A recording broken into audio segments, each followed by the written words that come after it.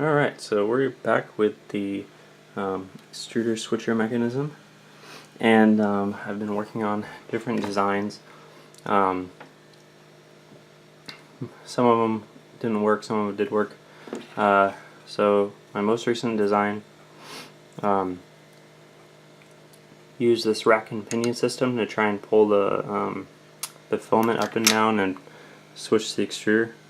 It turned out that the interference in this mechanism, trying to slide up and down on this groove, produced a little bit too much resistance, so this wasn't able to overcome it.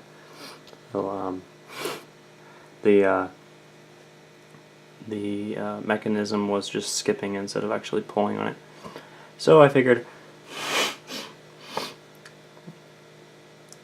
basically, I was going to make a small gear on this one and then a bigger gear over here in order to increase the torque even more. But actually I just came up with this idea to instead of using filament, use well, it's still filament, but it's monofilament fishing line, and that goes through the Bowden tube instead, and that reduces the amount of friction in the tube by a lot, so you can pull that through very easily, whereas filament is a little bit difficult because it's stiff, so when it bends around in the tube, it produces a lot of friction.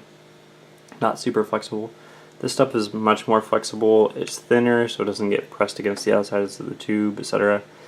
So I just quickly basically drilled a hole in that gear that I was originally using for the rack and pinion design, and tied off a piece of fishing line to that, ran it through, and then tied it off over here.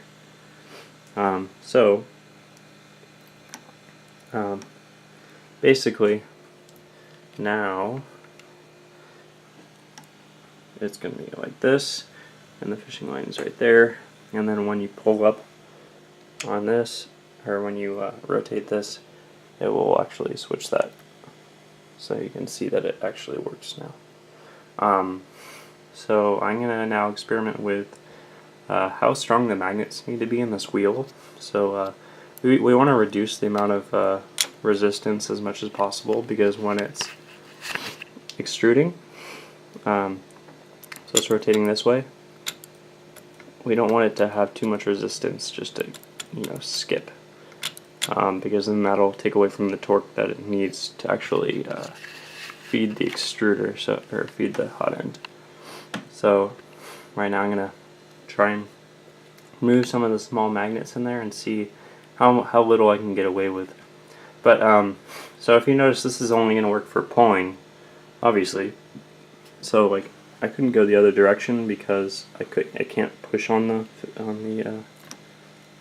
line to get it to go back down.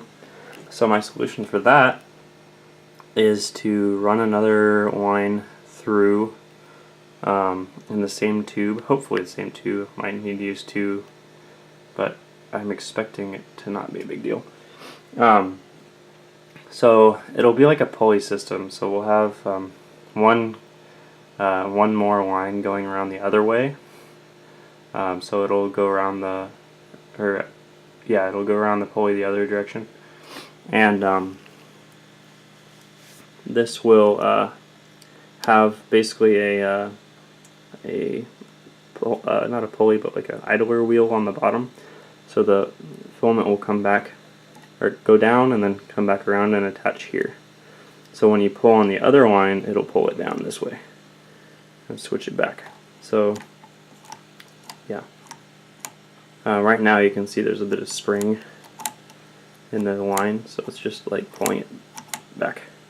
But that shouldn't be a problem, because once you add the other line, that's going to make the other side slack, and then it's just going to pull it to the other end. So yeah, and these are purposely very weak, so it doesn't hold it in its place super well, because you want to be able to switch it very easily. So if I give this a little bit of slack, then you'll see that this stays in the other position very easily.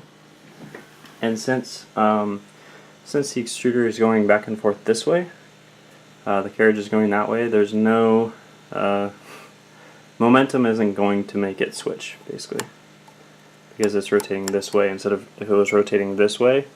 And if you didn't have it perfectly on the center of mass, then you might have it end up switching whenever you change directions. But since it's rotating the opposite direction, it shouldn't be an issue.